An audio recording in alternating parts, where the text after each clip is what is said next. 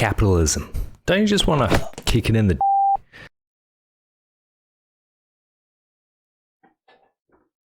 Hello, welcome to my show. We do a lot of things, we have a lot of fun. Welcome to my show.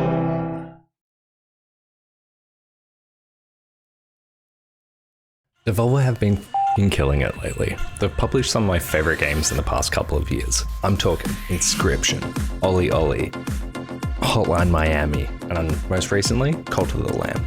So I was paying pretty close attention when they showed off the games that they've currently got in production. Pretty much everything they showed interests me. Trippy ass skate game, yeah, I'll have one of those. Puzzle solving platformer with an adorable art style. Oh, yeah, I'll have one of those too, please. First person, Hotline Miami. Who thinks of this stuff? And wait, Thank you for what's calling this? The Stick It to the Stickman application Is that- hotline. Finally? A new stick fighting game? My lord, it's been years.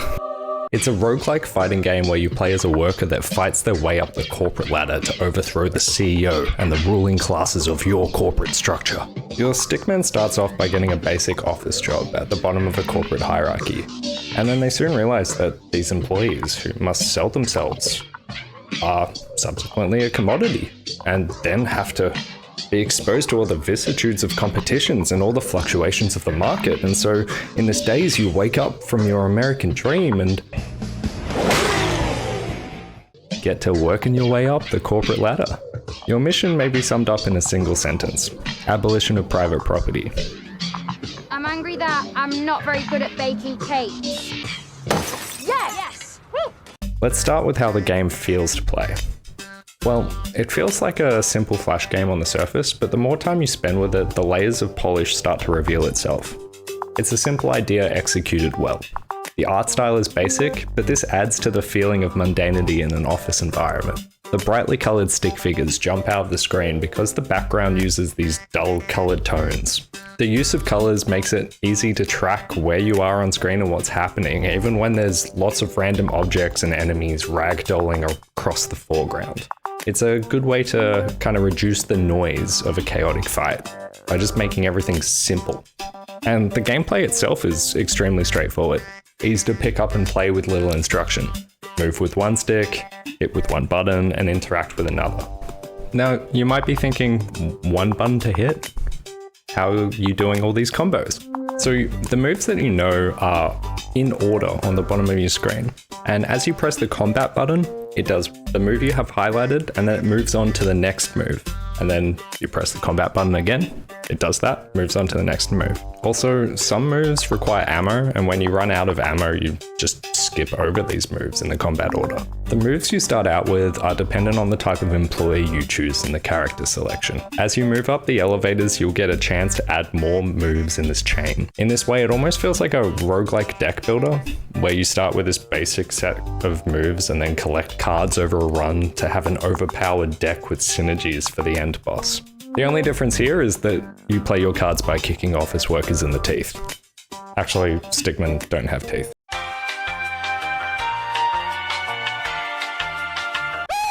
As you move up the building, you'll find these like glowy cube things or glowy doors in the office building. And moving through this will give you a chance to either add one of three moves, passive, or upgrade one of your existing moves. The max form of these moves can get pretty wild, from chainsawing through a full mob to shouting commands at your enemies to create your own corporate army. In terms of gameplay, the physics have that floaty dimension to them that reminds me of the Flash games from Newgrounds back in the good old days. Each hit can send your enemies tumbling through a crowd, crashing through a pile of fragile boxes. Debris and dead enemies fly across the screen, and you're just kind of like overwhelmed there for a bit. Again, if it wasn't for this simple art direction, it would be a little bit more to take in. Your character is also susceptible to these wonky physics, and you need to try and avoid situations of being surrounded by interns, kicked out of windows, or bored to sleep by an office worker. Probably talking about crypto or something. This symphony of ragdoll violence is scored by a solid soundtrack. Just like everything else Devolver puts out, the energy of the music has been put front and center, with just enough bass, pumping through your ears, keeping you wanting to sucker punch an intern out of a 12-story building. The beats pair nicely with the slow-mo feature, but I found I never really used the slow-mo because I was actively enjoying the game a lot more when it was fast and frantic. I really enjoy martial arts games such as Devolver, Midnight Fight Express, Sleeping Dogs, etc. Even Batman Arkham series.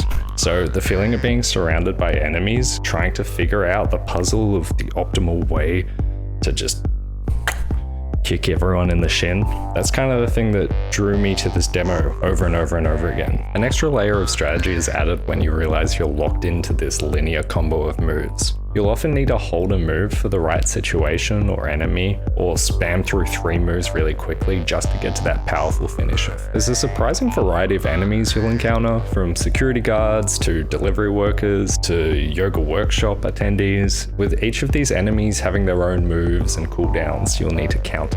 The longer you play, the more stick figures they'll give you to punt kick in the groin, which, you know.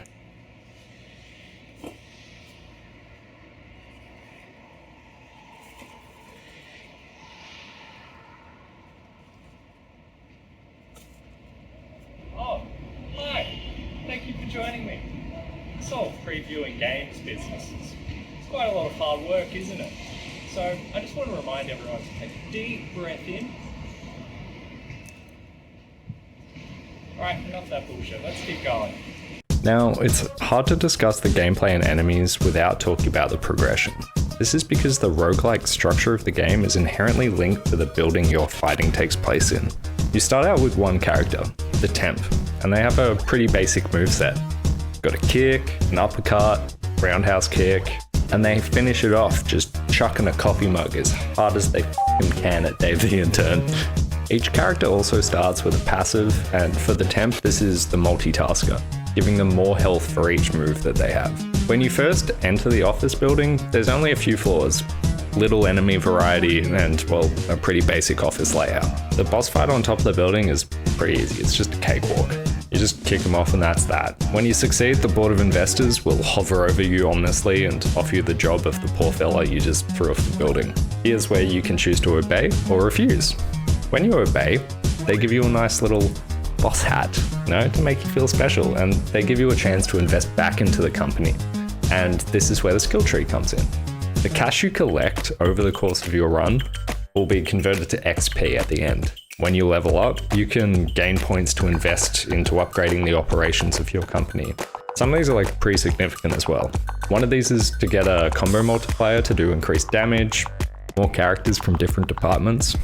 You can increase the health pickups that are on your subsequent runs. And there's even an office gym you can do some squats in to increase your kick damage. The genius of this game design is that when you gain these benefits, it also changes the layout of the building.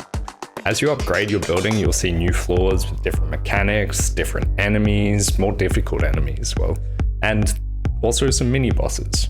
The corporate investors will even upgrade the final boss over time, giving him a helicopter that means you just can't kick him off the building anymore.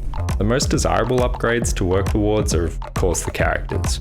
I loved the silliness of all the character classes. It felt like a cheapy jab at some of my least favorite aspects of workplace culture. You have the weeb with anime protagonist spiky hair and a Naruto run.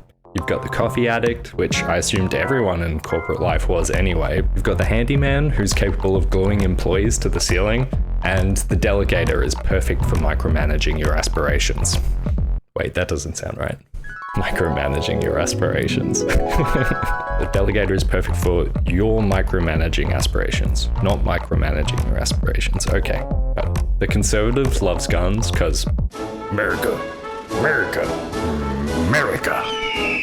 And my personal favorite, the task dodger. When you even try to pick them on the character selection screen, they'll move around to avoid being selected for work. Over time, you develop a connection to your building. When I found a financial department that wasn't there before, it was just a nice little reminder that the final boss is just an echo of the character I previously played that has taken over the top job and made it just a little bit harder for their successor, which I guess is me. It's not confusing. This gives you the incentive to do just one more run because you've unlocked a new type of level, enemy to face, or even character to play. The roguelike game design on display here is tight. Everything fits together nicely, and each mechanic feeds into every other game component. These types of games are the perfect example of what this game industry can be. Just a small game project with a really good idea that was given the time and resources to flesh out the core idea into a full creative vision. The demo is showing some previews for upcoming features in the full release. Excitingly, it seems like they're working on other workplaces aside from just the office building in the demo. There's an overworld map with a city block to explore, and you can pick what job to pursue. Let's have a look at the exciting career opportunities they have planned for us. Oh, what's that? Oh look, it's a science lab to experiment with weapons and research and development. Research and development is a core tenet of product design. ABI, always be innovating. Ah, yes, there's the warehouse level for reckless forklift driving. There might be some long shifts, so better get that Amazon branded pee bottle ready. Oh wow, an airport. Oh, I guess we'll be traveling internationally. I don't think I'll settle for anything but business class. I don't think we have anything to worry about. I'm sure foreign countries treat migrant workers with care and empathy, right? There's even a phone booth that's actually functional right now. This is where you can phone a friend for couch co-op, a fine recipe for ragdolling shenanigans. My hope is that the same roguelike progression of changing the level and enemies increasing with your power will extend to these other areas. If that amount of depth in the design of the office level carries over to these other workplaces, this could be like a surprisingly beefy game. They've added a stock market where you can list your corporation for public investment.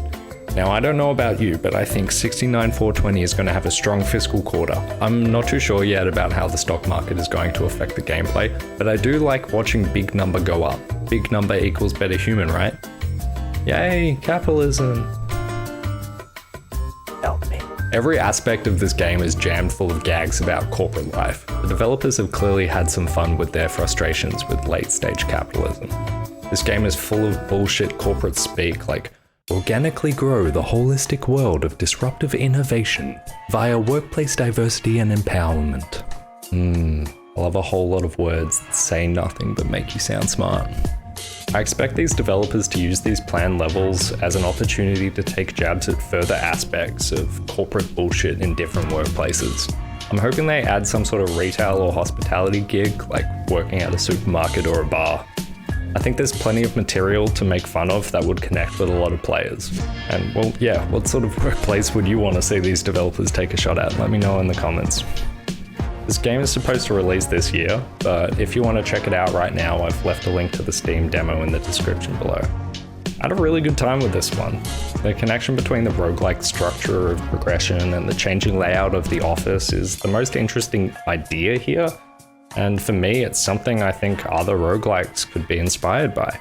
Often with roguelikes, they force you to master the first level until you can either breeze through it or skip it entirely. The idea that the level itself increases in difficulty and complexity with your power level is a smart solution to making these repetitive environments feel fresh and personal to the player.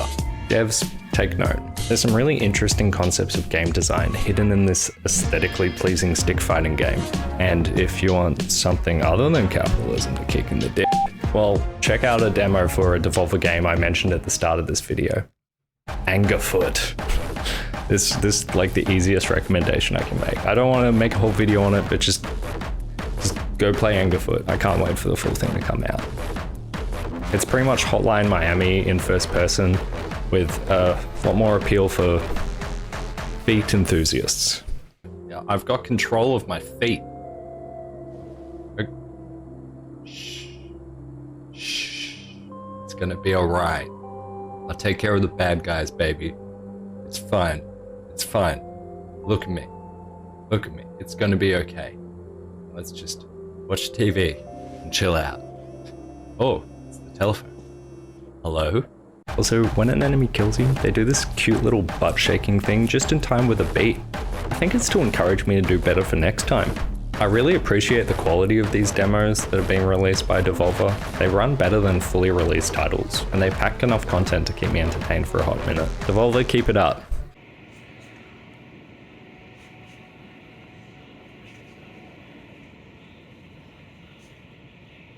Oh, hi. Thanks for watching my video. I really appreciate it. You can like and subscribe, but watching it is good enough for me. As I said before, I've left all the links to the demos that I displayed in this video in the description of this video. And yeah, I'll be working on some new videos in the future, so please just stick around.